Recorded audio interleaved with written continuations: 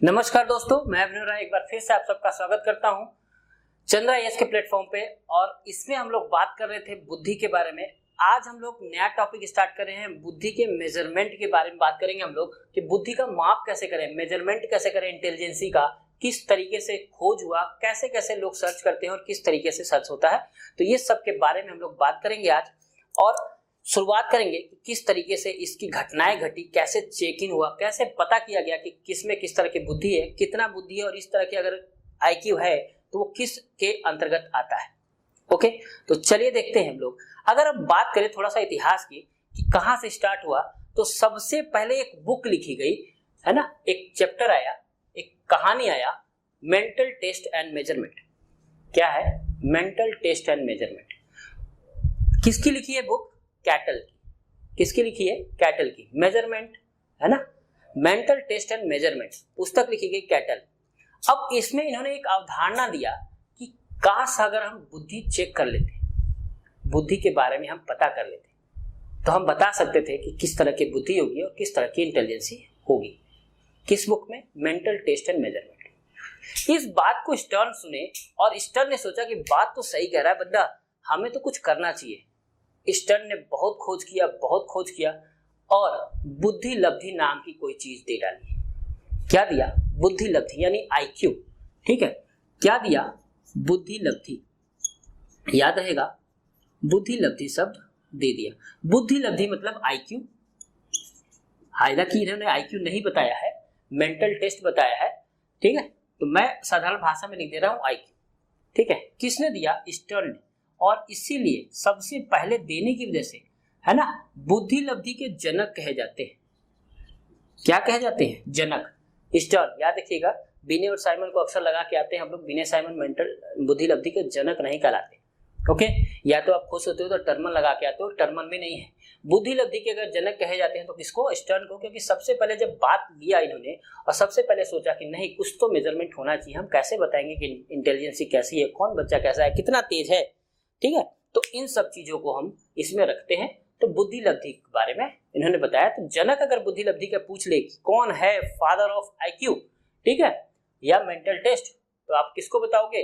Stern को। Okay, उसके बाद आए बिने साइमन 1905 में और उन्होंने कहा कि बात तो सही कह रहे हैं, कुछ तो और बेहतर होना चाहिए, है ना। तो उन्होंने क्या किया? विनय साइमन ने क्या किया कि इनकी जो बुद्धि लब्धि की चीजें हैं इनको एक फॉर्मूला के अंतर्गत लाया। याद देखिए, विनय साइमन ने क्या किया? 1905 में क्या किया? विनय साइमन ने 1905 में एक परीक्षण का निर्माण कर दिया। क्या किया? परीक्षण का निर्माण कर दिया। ठीक है, परीक्षण का निर्माण कर दिया। तो अब याद देखिए, अगर पूछे बुद्धि लब्धि परीक्षण का जनक कौन है, बुद्धि लब्धि परीक्षण का जनक कौन है, तब आप लिखेंगे बिने और साइमन। याद रहेगा, बुद्धि लब्धि शब्द का जनक स्टर्न, बुद्धि लब्धि का जनक स्टर्न। ऐसे क्वेश्चन आएगा, बुद्धि लब्धि शब्द का जनक स्टर्न, बुद्धि लब्धि का जनक स्टर्न, लेकिन बुद्धि लब्धि परीक्षण का जनक बिने और साइमन। तो सबसे पहले बिने साइमन ने 1905 में इसका एक परीक्षण का निर्माण कर दिया। ठीक है, किस भाषा में किया था? पूछ लेता है अक्सर यूपी टेट में। तो किस भाषा में किया था? फ्रेंच भाषा में। किस भाषा में किया था? फ्रेंच भाषा में। याद रहेगा, किस भाषा में किया? फ्रेंच भाषा में, 1905। ठीक, किस तरह का परीक्षण था? यह था व्यक्तिक परीक्षण। किस तरीके का परीक्षण था? व्यक्तिक परीक्षण था, यानी कई लोगों पे एक साथ नहीं होता, एक एक लोगों पे होगा। व्यक्तिक परीक्षण था। तो विनय साइमन ने, जब स्टर्न ने अपना काम कर दिया, तो इन्होंने परीक्षण बनाया, निर्माण किया, प्रश्नावली तैयार की, एक पेपर तैयार किया। यहाँ भी मिलता है, अमीनाबाद जाके आप ले आ सकते हो। अमीनाबाद में साइकोलॉजी का एक स्लिप मिलता है, 30 क्वेश्चन होते हैं उसमें, बाकायदा आप लगा सकते हो और उसके बाद आईक्यू टेस्ट कर सकते हो। ओके, अगर आप बीएड बीटीसी किए होंगे, अगर आपने अच्छे तरीके से अच्छे कॉलेज से किए होंगे तो वहां करवाए जाते हैं, हर जगह करवाए जाते हैं, हमने भी किया है, तो होते हैं। अपना आईक्यू निकाला। तो विनय साइमन ने 1905 में परीक्षण निर्माण किया, बुद्धि लब्धि परीक्षण निर्माण किस भाषा में किया? फ्रेंच भाषा में। कैसा था? व्यक्तिक बुद्धि परीक्षण था। ओके, याद रखिए इन्होंने भी आईक्यू को आईक्यू नहीं लिखा है ना, मानसिक आयु बराबर मानसिक आयु बटा वास्तविक आयु, यही लिखा है। ठीक है, क्या लिखा है? मानसिक आयु बराबर मानसिक आयु बटा वास्तविक आयु। अब यहाँ पे कंफ्यूजन ये था कि मानसिक आयु दो जगह है, किस जगह आईक्यू है और किस जगह मानसिक आयु उनकी, कंफ्यूजन था। हालांकि दे दिया, अच्छी चीज है, एक रास्ता तो तय हुआ। अब किस भाषा में था ये? फ्रेंच भाषा में था। अब इसका अंग्रेजी अनुवाद किया गया, फ्रेंच भाषा से इसका अंग्रेजी अनुवाद किया गया। किसका अनुवाद किया गया अंग्रेजी में? इसी बिने साइमन परीक्षण का, इसी बिने साइमन परीक्षण का अंग्रेजी अनुवाद किया। किसने किया? गोडार्ड ने, गोडार्ड ने किया। कहां किया? अमेरिका में, अमेरिका में इसी चीज को, परीक्षण को क्या किया? अंग्रेजी अनुवाद कर दिया 1911 में। ठीक है, अमेरिका में किया। और क्वेश्चन पूछा है यूपी टेट में कि किस पे रिसर्च किया, किस लिए किया गया? तो याद रखिए मानसिक आयु के बच्चों को रिसर्च करने के लिए किया गया। मानसिक आयु या मानसिक मंदित बच्चों के पे, है ना, मंद बच्चों पे रिसर्च करने के लिए किया गया। यानी जो चीज आईक्यू टेस्ट के लिए हुआ था, गोडार्ड ने उसे अंग्रेजी में अनुवाद किया और ये मानसिक मंद बच्चों के लिए रिसर्च के लिए काम आने लगा। ठीक है, वहां पे और काफी फेमस हुआ। अगर कहा जाए कि अगर सही में बिने और साइमन को जो फेमस करने वाले थे वो गोडार्ड थे, क्योंकि इन्होंने अंग्रेजी भाषा में इसका अनुवाद किया। इसको अमेरिका में मानसिक बच्चों पे चेक करने के लिए किया गया और काफी उपयोगी रहा, काफी डिमांडेबल रहा, काफी लोग सोचे, काफी लोग चेक करवाए। धीरे धीरे धीरे इसका जो प्रचार है, इसका जो प्रसिद्धि है, फेमस करना है, वो यहाँ से गोडार्ड ने बढ़ा दिया। गोडार्ड ने काफी काम हुआ, लेकिन जो मानसिक आयु वाला था वो अभी भी कंफ्यूज कर रहा था। कुछ तो प्रॉब्लम है ना, कुछ तो प्रॉब्लम है। तो इसमें इस प्रॉब्लम को हटाया, है ना, इन्होंने जब किया वो 1911 में किया और इस प्रॉब्लम को जो हटाया 1916 में हटाया टर्मन ने, है ना, संशोधन किया। इसमें क्या किया? संशोधन किया।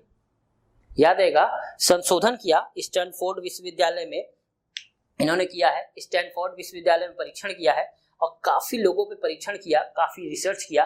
और इससे पहले इन्होंने दिया जरूर, लेकिन निकाला एक भी नहीं कि किस तरह से कैसे होता है, कितना निकाल के दिया जाए, ऐसा कुछ नहीं किया। टर्मन ने पूरा फॉर्मूला लिखा, फॉर्मूला लिखने के बाद उस पर रिसर्च किया, रिसर्च करने के बाद सब कुछ किया।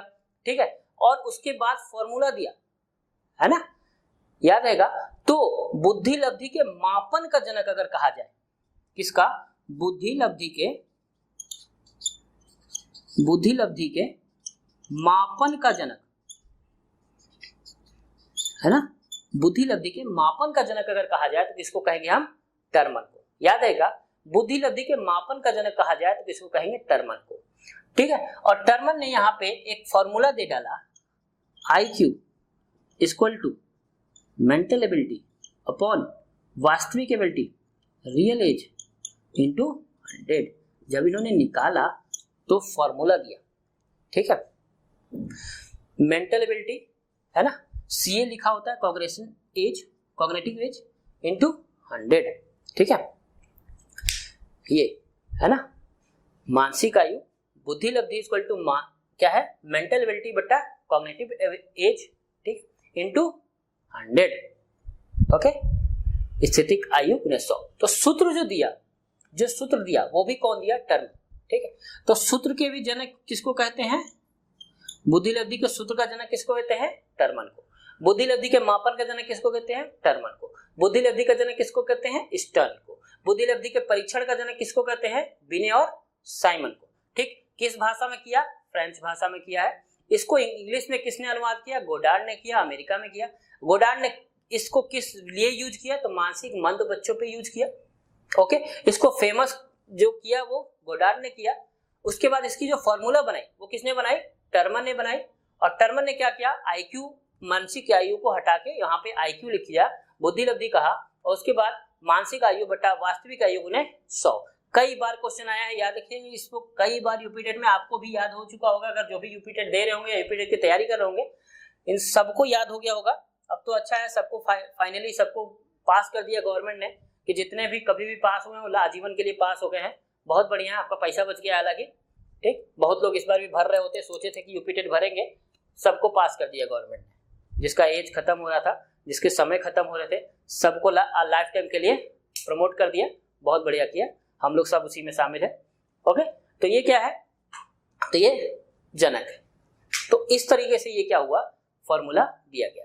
यानी शुरुआत स्टर्न से हुआ, शुरुआत कैटल से हुआ एक्चुअली में, mental test and measurement book लिख के, उसके बाद धीरे धीरे रिसर्च स्टार्ट हुआ, और रिसर्च स्टार्ट होते होते 1916 तक टर्मन है, और टर्मन ने एक फॉर्मूला दे दिया, और उसके बाद बुद्धि लब्धि का मापन और मीनिंग भी दे दिया कि इतना अगर आएगा, इतना आईक्यू आएगा तो उसे क्या कहेंगे। तो चलिए हम लोग देखते हैं आखिर इतना अगर बुद्धि लब्धि आता है तो उनको क्या कहते हैं। तो टर्मन के अनुसार ये सब आप लोग नोट डाउन करते रहिएगा, नोट डाउन करते रहिएगा सब लोग साथ साथ में।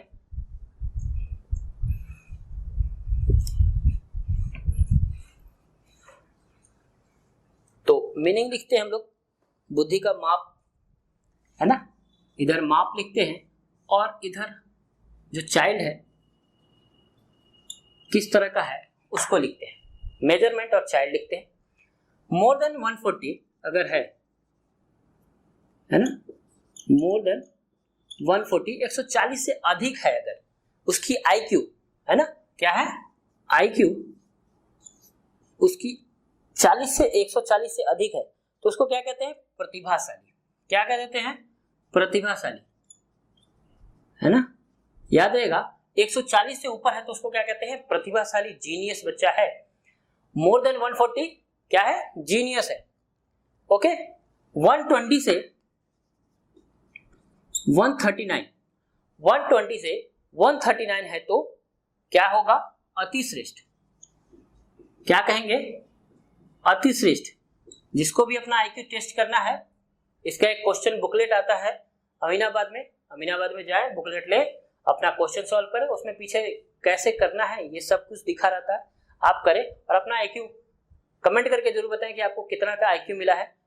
ओके, अपने आईक्यूज के बारे में, हालांकि अगर आप नेट पे जाएं तो नेट पे भी क्वेश्चंस रखे हुए हैं, आप एक बार खुद से ईमानदारी से खुद से चेक करें और फिर बताएं कि आपकी आईक्यू किस में आती है। ओके, चलिए 120 से 139 क्या कहेंगे, अतिश्रेष्ठ। याद रखिए हम सिर्फ टर्मन का पढ़ रहे हैं और कुछ नहीं, बहुत बुक में बहुत तरह की चीजें लिखी गई हैं, कंफ्यूज नहीं होना। जो क्वेश्चन पूछा जाता है वो भी टर्मन के अकॉर्डिंग पूछा जाता है। ओके, तो जो है मेजरमेंट हम लोग जो पढ़ रहे हैं वो टर्मन का पढ़ रहे हैं और किसी का नहीं पढ़ रहे हैं। याद रखिएगा, टर्मन के अलावा हम किसी का नहीं बताएंगे, क्योंकि टर्मन ही है जो मेन है और यही क्वेश्चन में बनाए भी जाते हैं। तो कंफ्यूज नहीं होना, बहुत सारे बुक में बहुत अलग अलग तरह का, स्किनर का भी दे देते हैं, कुछ ऐसे हैं जो डनलप का दे देते हैं, ठीक है। तो ध्यान रखिएगा, जो पढ़ रहे हैं हम लोग को उसका टर्मन के अकॉर्डिंग पढ़ रहे हैं।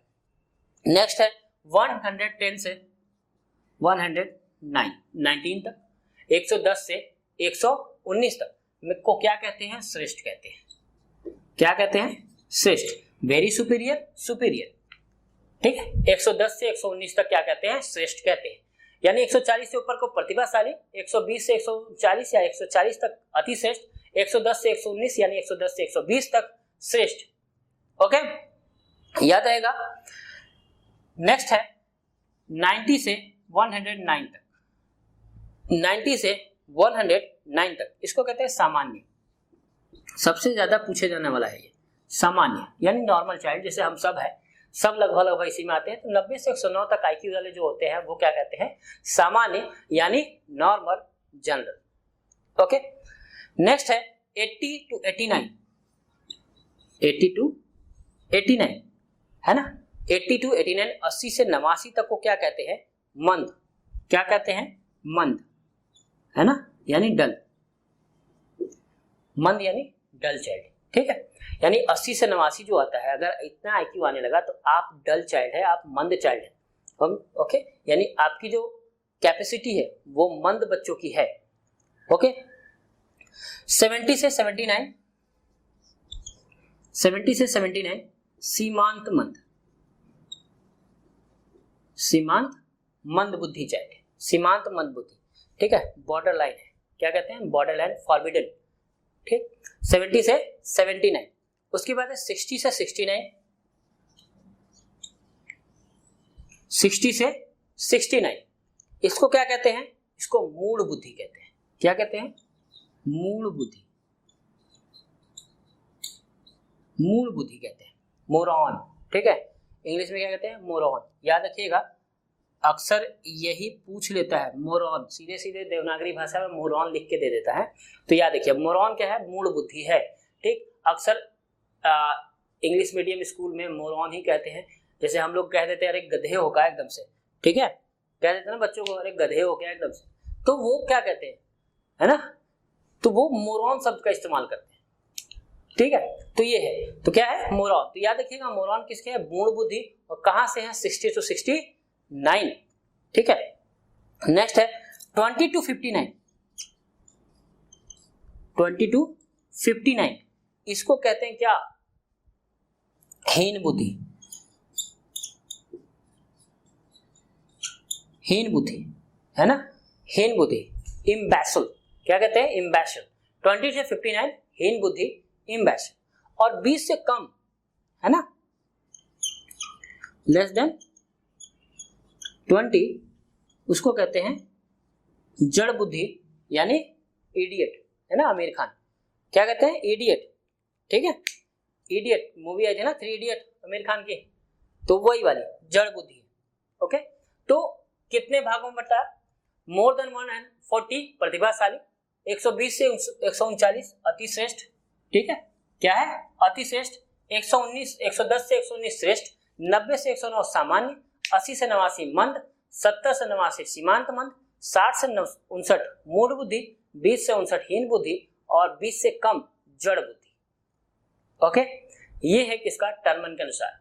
मोर देन 140 प्रतिभाशाली, एक कभी कभी पूछ लेते हैं 110 से 140, 110 से 140 क्या बताएंगे? श्रेष्ठ बुद्धि। क्या बताएंगे? श्रेष्ठ बुद्धि। 90 से 109 सामान्य बुद्धि। ठीक है, 70 से 90 कभी कभी ये भी पूछ लेते हैं, इसलिए मैंने टिक कर दिया। 70 से 90 मंद बुद्धि, 70 से 90 मंद बुद्धि, 60 से 59 मूढ़ बुद्धि, 20 से 59 हीन बुद्धि और 20 से कम जड़ बुद्धि। ओके, क्या है? जड़ बुद्धि। अब स्किनर ने इस पे परसेंटेज डिसाइड कर दिया, स्किनर ने, कि किसने कितने परसेंट पे हैं। तो इन्होंने कहा प्रतिभाशाली जो है वो मात्र 1% है। प्रतिभाशाली जो है वो क्या है? सिर्फ 1% है। वही बात करें हम अति श्रेष्ठ की, अति श्रेष्ठ तो कितने परसेंट हैं? अति श्रेष्ठ है 5%, यानी धरती पे 5% जो है वो अति श्रेष्ठ है। श्रेष्ठ की बात करें तो 14% ऐसे हैं जो श्रेष्ठ हैं।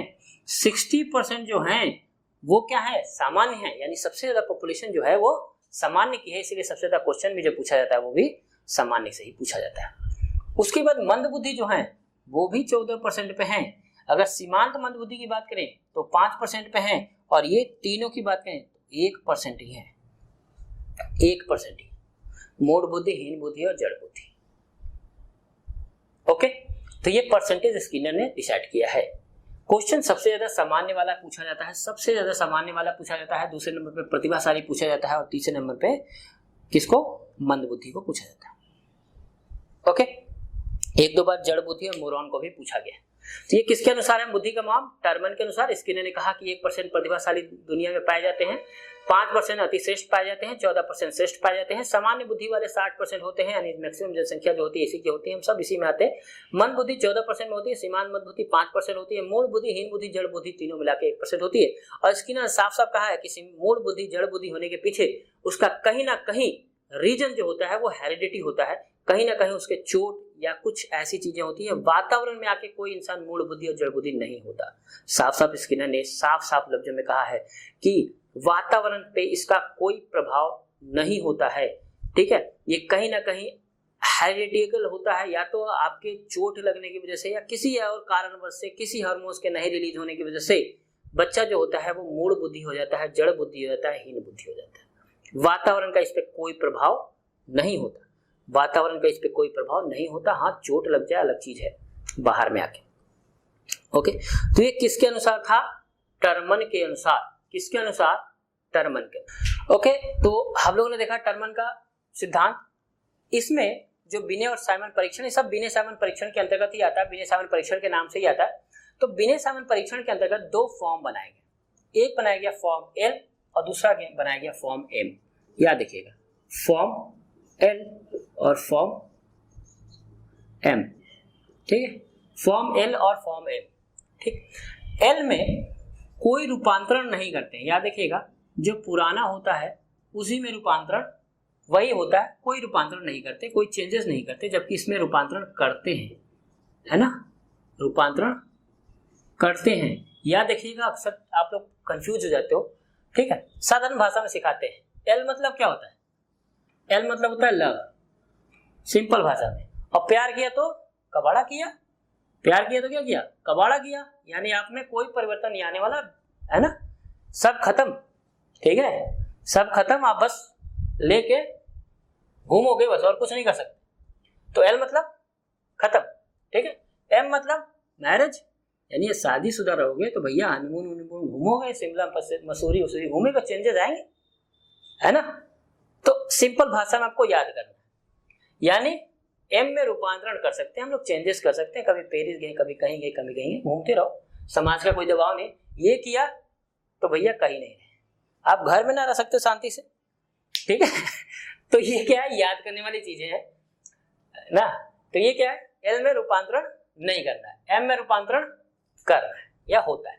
तो दो फॉर्म बनाए हैं, एक फॉर्म एल और दूसरा फॉर्म एम, ठीक है। बिने साइमन ने एल में रूपांतरण नहीं होता, एम में रूपांतरण होता है। और जब जो हमारे पास एक्सपेरिमेंट के लिए आता है, जो रिसर्च के लिए आता है, जो बीएड और बीटीसी कॉलेज में आता है, वो एम साइड होता है, एम एकांशों वाली होती है, फॉर्म एम ही आता है, फॉर्म एल बहुत कम जगह जाता है। और बिने साइमन का एक्चुअली में जो रियल है, वो रियल वो एक लाइब्रेरी में रखा है, वो चेंजेस उसमें चेंजेस नहीं किए जाते हैं, वो वैसे ही रखा रहता है, एक दिखाने के लिए कि इन्होंने यही बनाया था। चलिए, ये था बिने साइमन परीक्षण। अब दूसरा हम लोग परीक्षण पढ़ते हैं वेस्लर का वयस्क बुद्धि मापनी, है ना, वेस्लर का बुद्धि मापनी। काफी पूछे जाते हैं वेस्लर का बुद्धि मापनी। वेस्लर ने क्या कहा, वेस्लर ने कैसे किया, क्या क्या किया? तो वेस्लर ने वयस्कों के लिए एक बुद्धि मापनी तैयार किया 1939 में, जिसे किसके लिए बनाया? वयस्कों के लिए, बड़ों के लिए। कहा भैया ये तो बच्चों के लिए तो ठीक है, मन बुद्धि बालकों के लिए ठीक है, सबके लिए ठीक है, बड़े जो होते हैं उनकी कैसे मापी जाए? तो उन्होंने 1939 में क्या किया? 1939 में एक वेस्लर वैल्यू मापनी बनाया। क्या बनाया? वेस्लर वैल्यू मापनी, वेस्लर वैल्यू मापनी तैयार किया, ठीक है, वेस्लर वैल्यू मापनी तैयार किया इन्होंने, ठीक। इस परीक्षण में भी दो मेजरमेंट थे, दो मापनी थे, ठीक है। इस परीक्षण में भी क्या थे? दो फॉर्म थे। इस परीक्षण में भी क्या थे? दो फॉर्म थे, दो फॉर्म थे, दोनों में 10-10 10-10 क्या है? उप परीक्षण है, उप परीक्षण है, ठीक है, 10-10 उप परीक्षण। यानी इन्होंने जो परीक्षण बताया उसमें भी दो भाग किया, दो फॉर्म किया। एक को कहा शाब्दिक, क्या कहा? शाब्दिक। दूसरे को कहा क्रियात्मक, दूसरे को क्या कहा? क्रियात्मक। ओके, वीडियो में देखिएगा, आपको नीचे दिखा हुआ नजर आएगा इधर बॉक्सेस में, शाब्दिक में क्या क्या आता है और क्रियात्मक में क्या क्या आता है। ओके, तो शाब्दिक परीक्षण में 10-10 उप परीक्षण बनाए और क्रियात्मक में 10-10 उप परीक्षण बनाए। ओके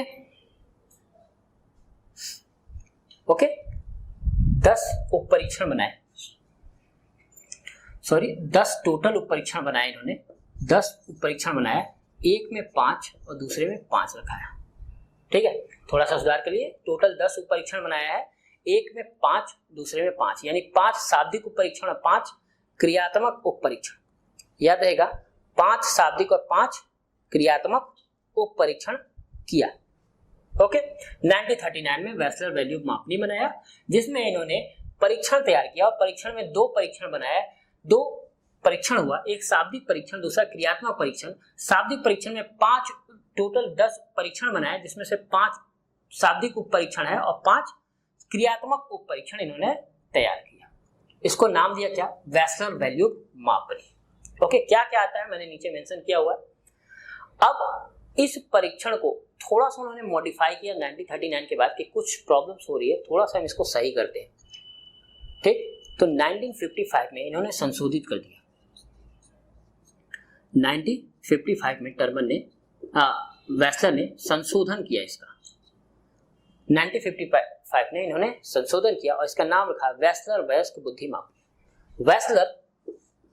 वेस्लर वयस्क बुद्धि मापनी, Wechsler adult intelligence scale. Okay, Wechsler adult intelligence scale, Wechsler वयस्क बुद्धि मापनी। क्योंकि वैल्यू को मापने से उनको क्लियर नहीं समझ में आ रहा था, तो इन्होंने नाम चेंज कर दिया कि नाम ही चेंज कर दो, अगर वयस्कों के लिए तो वयस्क लगा दो उसमें, तो वेस्लर वयस्क बुद्धि मापनी कहा, Wechsler adult intelligence scale. Okay, यानी किसमें संशोधन कर दिया इन्होंने? नाम में संशोधन कर दिया। नाम में वैल्यू को मापनी हटा के बकायदा उन्होंने कह दिया कि भैया ये वयस्कों के लिए, काहे माथापच्ची करो, क्यों परेशान करो, चलो नाम ही चेंज कर देते हैं, आप कंफ्यूज ना हो। तो क्या रख दिया? Wechsler adult intelligence scale, Wechsler वयस्क बुद्धि मापनी कह दिया। ओके, उसके बाद इन्होंने 1981 में एक और संशोधन कर दिया। 1981 में एक और संशोधन किया जो कि इनका लास्ट संशोधन था। इन्होंने क्या कहा? सबसे पहले तो नाम फिर से चेंज कर दिया कि भैया इसे कंफ्यूज बहुत होते हैं, फिर कहेंगे कि कुछ कर दिया। Wechsler adult intelligence scale revise, ठीक है, पुनरावृत्ति। ओके, क्या किया? पुनरावृत्ति। और इन्होंने कहा यहाँ जो 10 परीक्षण था, यहाँ पे इन्होंने 11 परीक्षण बना दिया। क्या किया? 11 परीक्षण बना दिया। अब इस 11 परीक्षणों में 5 जो परीक्षण था वो शाब्दिक था, ठीक है। क्या था? ठीक, 11 परीक्षणों में 6 परीक्षण जो था वो शाब्दिक था और 5 परीक्षण क्रियात्मक हो गया। 6 परीक्षण जो है वो शाब्दिक है और 5 परीक्षण क्रियात्मक है। 6 परीक्षण क्या है? शाब्दिक, और 5 परीक्षण क्रियात्मक है। ओके, याद रहेगा 6% शाब्दिक, 6 जो उप परीक्षण है वो शाब्दिक है और 5 उप परीक्षण जो है वो क्रियात्मक।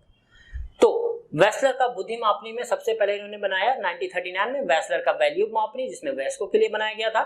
परीक्षण तैयार किया गया, 10 परीक्षण थे टोटल। इन्होंने 2 भाग में उप परीक्षण तैयार किया, शाब्दिक और क्रियात्मक। शाब्दिक में 5 उप परीक्षण और क्रियात्मक में 5 उप परीक्षण। उसके बाद उन्होंने संशोधन किया, नाम में संशोधन किया 1955 में, और नाम रखा वेस्लर का वयस्क बुद्धि मापनी, यानी वेस्लर एडल्ट इंटेलिजेंसी स्केल। उसके बाद दोबारा संशोधन किया 1981 में और उन्होंने नाम रखा Wechsler adult intelligence scale revise, ठीक है। और इसमें 11 उप परीक्षण लिखे, जिसमें 6 शाब्दिक और 5 क्रियात्मक हैं। याद रहेगा, बिल्कुल याद रखिएगा। ये क्या था? वेस्लर का वयस्क बुद्धि मापनी। चलिए नेक्स्ट हम लोग पढ़ते हैं कैटल का सांस्कृतिक मुक्त बुद्धि परीक्षण। कैटल का सांस्कृतिक मुक्त बुद्धि परीक्षण। नेक्स्ट क्या है? कैटल का सांस्कृतिक मुक्त बुद्धि परीक्षण।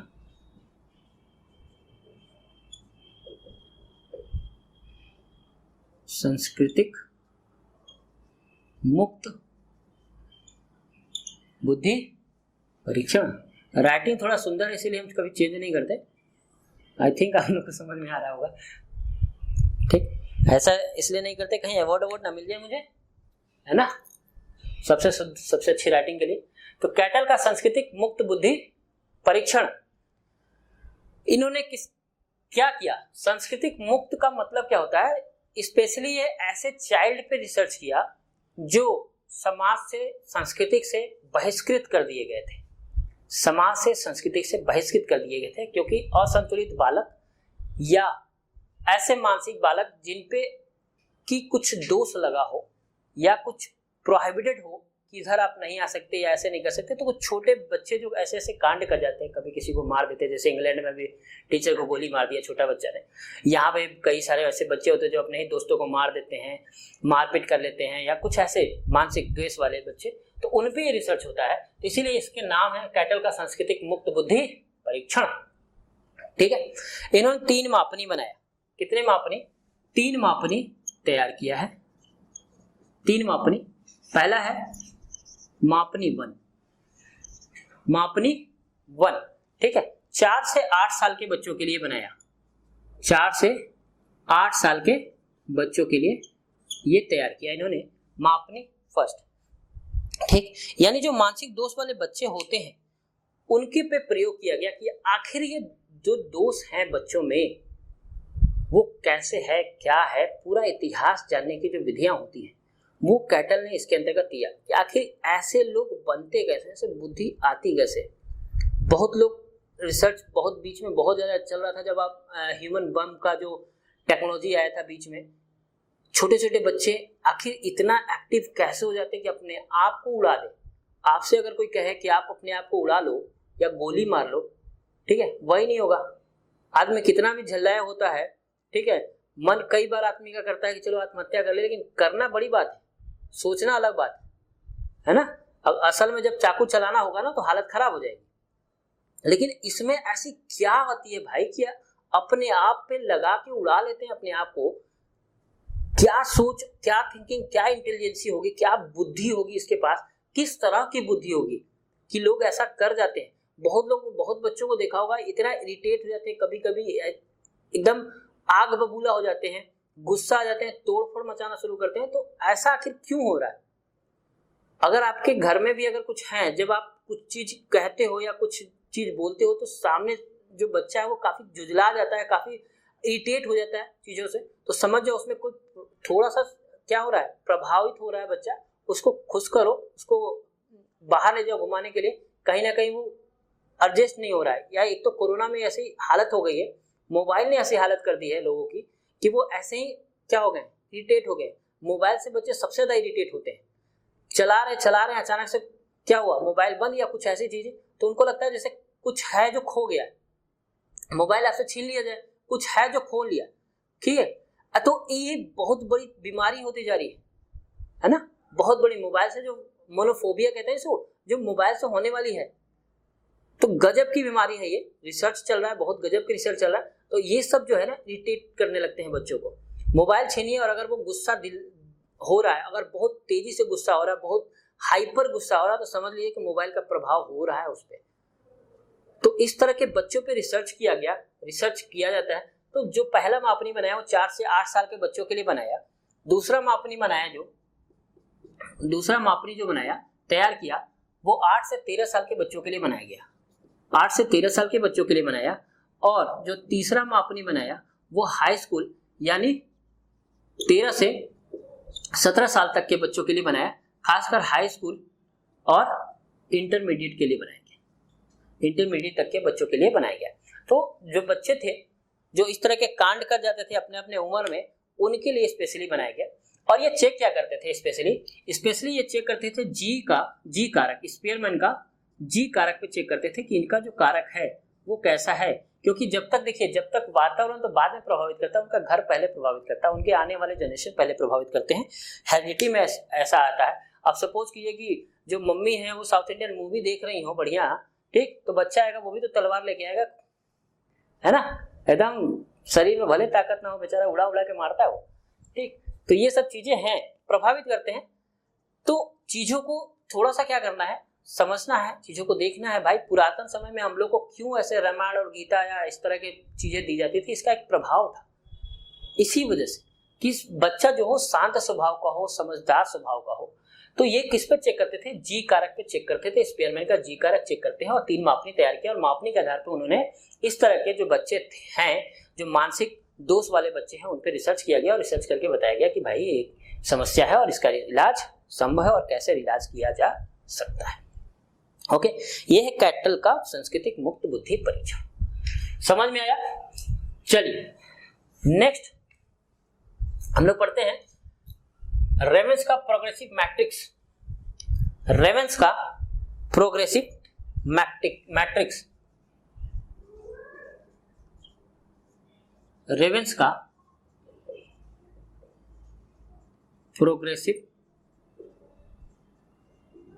मैट्रिक्स, ठीक है, रेवेंस का प्रोग्रेसिव मैट्रिक्स। इस परीक्षण में भी 2 फॉर्म थे बच्चों के लिए, है ना, 2 फॉर्म थे। एक बनाया बच्चों के लिए, किसके लिए, बच्चों के लिए और दूसरा बनाया वयस्कों के लिए।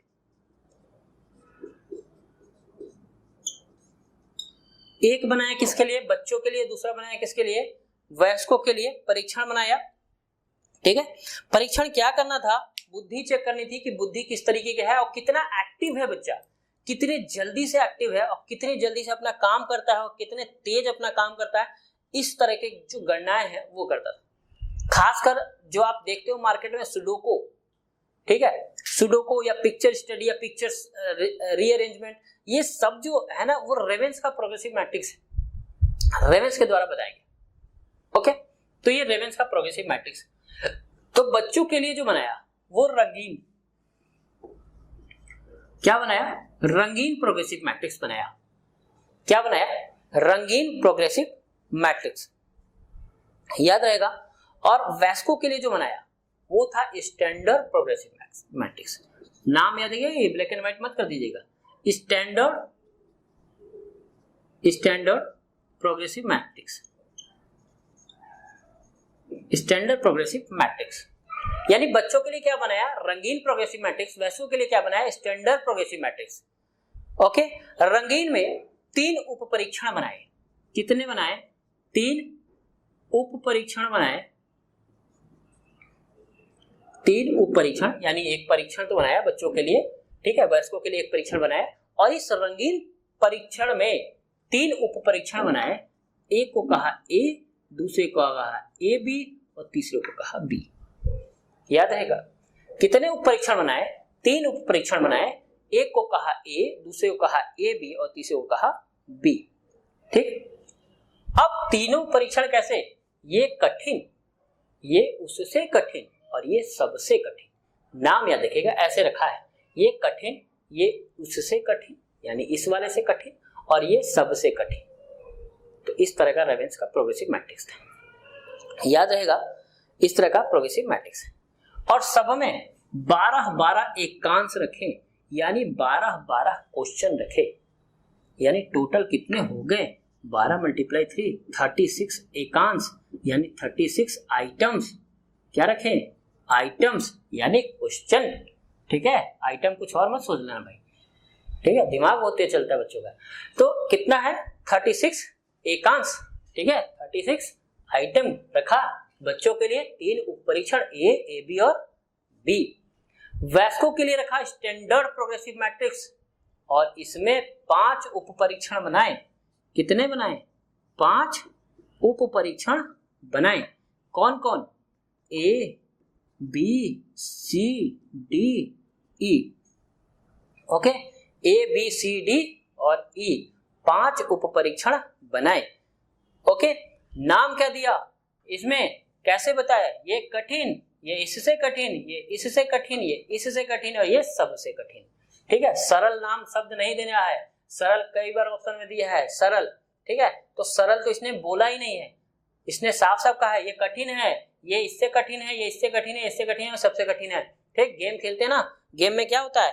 एक एक करके हम लोग आगे बढ़ते जाते हैं, जो जीतते जाते हैं वो आगे बढ़ते जाते हैं। तो यही सुडोको, यही गेम भी है एक तरह का, ठीक है। यही इसी तरह के गेम होते हैं और हम लोग क्या करते हैं? आगे बढ़ते जाते हैं, आगे बढ़ते जाते हैं, हम सफल होते जाते हैं, आगे बढ़ते जाते हैं, आगे बढ़ते जाते हैं, ठीक। ये उससे कठिन कठिन आता रहता है ना, वही थोड़ी नहीं आता, ऐसा थोड़ी नहीं बाद वाला जो है वो सिंपल हो जाएगा। तो सिंपल नहीं आता है, गेम ही है ये। और गेम में क्या करते हैं? तो चित्र, अक्सर जो फोटो, अक्सर मोबाइल पे भी आता है, हम लोग फोटो एडजस्ट करते हैं भाई, कान कहीं, नाक कहीं, मुंह कहीं और होता है और उसको एडजस्टेबल करते हैं, एडजस्ट करने की कोशिश करते हैं। तो वही एक है रेवेंस का प्रोग्रेसिव मैट्रिक्स। और इससे देखा जाता है कि आप कितने तेजी से चीजों को रीअरेंज कर सकते हो, कितना तेज दिमाग है, आप कितना कैचिंग पावर कितना तेज है कि किस तरीके से आप अरेंज कर सकते हो, कहाँ ले आना है, कहाँ हटाना है, ये सब चीजें। तो ये भी है। और इसमें भी कितने क्वेश्चन होते हैं? सब में 12-12 एकांश होते हैं, ठीक है। सब में 12-12 एकांश होते हैं, यानी टोटल कितने हो गए? 60, ठीक है। कितने क्वेश्चन हो गए? 60, ठीक है। किसके लिए? वयस्कों के लिए, ठीक। ये तो ये क्या था? रेवेंस का प्रोग्रेसिव मैट्रिक्स। ये सब मापन है। अब थोड़ा सा हम लोग देख लेते हैं बुद्धि के प्रकार, जल्दी से बुद्धि के प्रकार जल्दी से देख लेते हैं। बुद्धि समाप्त कर दें हम लोग सबकी, समाप्त नहीं करना भाई, पढ़ लिख लेना। तो बुद्धि के प्रकार, बुद्धि के 2 प्रकार हैं। बुद्धि के प्रकार, तो पहले देखते हैं हम लोग क्रियान्वयन के आधार पे। किसके आधार पे? क्रियान्वयन के आधार पे। क्रियान्वयन के आधार पे दो आधार पे बताया गया है ना। क्रियान्वयन के आधार पे दो भाग में बताया गया हम लोग को। कौन कौन? एक है वैयक्तिक बुद्धि परीक्षण, दूसरा है सामूहिक बुद्धि परीक्षण। क्या है? वैयक्तिक बुद्धि परीक्षण और दूसरा है सामूहिक बुद्धि परीक्षण। वैयक्तिक बुद्धि परीक्षण यानी एक इंसान पे जब हम रिसर्च करते हैं, एक समय पे एक लोग पे जब रिसर्च करते हैं, इसको कहते हैं वैयक्तिक बुद्धि परीक्षण। ठीक है, जैसे बिने साइमन परीक्षण जो हो गया, कैटल का जो बुद्धि मापनी हो गया। ठीक है, तो इस तरह के जो बुद्धि मापनी होता है वो कैसे करते हैं हम लोग? वैयक्तिक बुद्धि परीक्षण। सामूहिक बुद्धि परीक्षण जो कि बार बार पूछा जाता है, तो ये सामूहिक बुद्धि परीक्षण है जिसको हम दो भाग में बांट के पढ़ते हैं। एक है आर्मी अल्फा और एक है आर्मी बीटा। ठीक है, सामूहिक बुद्धि परीक्षण इसका आविष्कार जो हुआ वो वर्ल्ड वॉर के समय हुआ, क्योंकि रिसर्च बहुत ज्यादा करना था। हम लोग को इंटेलिजेंसी चेक भी करनी होती है कि ऐसा नहीं कि हम जब उसको लड़ाई में भेजें उसका बुद्धि गड़बड़ा जाए, वो उल्टा अपने ही लोगों को मारना शुरू करे। ठीक है, तो चेक करना जरूरी था कि बुद्धि तो है, काम तो कर, ऐसा तो नहीं एक दो लाश देखा तो हालत खराब होगी उसकी। ठीक, तो इसलिए चेक करते हैं। तो दो भाग में सामूहिक बुद्धि परीक्षण बांटते हैं, एक है आर्मी अल्फा और एक है आर्मी बीटा ग्रुप। तो ये क्या है? सामूहिक बुद्धि परीक्षण। दूसरा है एकांशों के आधार पर, देख लें हम जल्दी से। दूसरा हम एकांशों के आधार पे बांटे हैं, यानी आइटम्स के आधार पे बांटे हैं। एकांशों के आधार पर, एकांशों के आधार पर। तो एकांशों के आधार पर चार भागों में बांटा गया है। एक है शाब्दिक बुद्धि परीक्षण, शाब्दिक बुद्धि परीक्षण। दूसरा है अशाब्दिक बुद्धि परीक्षण। क्या है? शाब्दिक बुद्धि परीक्षण। दूसरा है अशाब्दिक बुद्धि परीक्षण। तीसरा है क्रियात्मक बुद्धि परीक्षण, क्रियात्मक बुद्धि परीक्षण। और चौथा है अभाषाई, अभाषाई बुद्धि परीक्षण। ठीक है, शाब्दिक, अशाब्दिक, क्रियात्मक और अभाषाई बुद्धि परीक्षण। याद रहेगा एकांशों के आधार पर। शाब्दिक मतलब शब्दों का जहां इस्तेमाल किया जा रहा हो, लिखित वे में शब्दों का इस्तेमाल किया जा रहा हो, पढ़ा लिखा होना बहुत जरूरी है ना। जो प्रयोज्य है उसका पढ़ा लिखा होना बहुत जरूरी है, तभी तो शाब्दिक कर पाएगा, पढ़ पाएगा।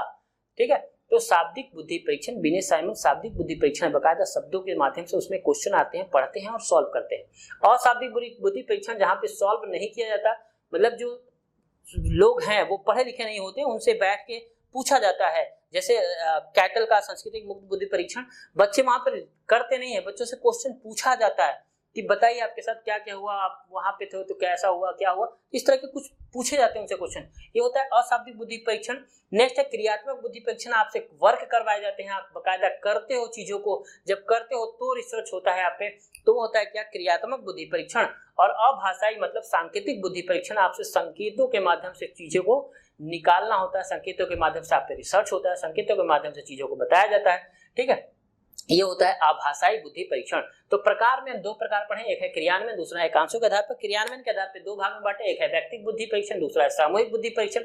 सामूहिक दो प्रकार के होते हैं, एक आर्मी अल्फा, आर्मी बीटा। एकांशों के आधार पर चार प्रकार के होते हैं, शाब्दिक, अशाब्दिक, क्रियात्मक और अभाषाई। शाब्दिक में हम क्या करते हैं? शब्दों के माध्यम से चीजों को पता करते हैं। अशाब्दिक बुद्धि परीक्षण में अशब्दों का यानी शब्दों का इस्तेमाल नहीं करते, प्रयोग का पढ़ा लिखा जरूरी नहीं होता। ठीक है, क्रियात्मक में क्रिया करवा के सिखाते हैं और अभाषाई में संकेतों के माध्यम से सिखाते हैं। ठीक है, तो यहाँ पे चैप्टर हुआ एंड। कैसा लगा कमेंट करके जरूर बताइएगा। ओके, नमस्कार, लाइक करते रहिए।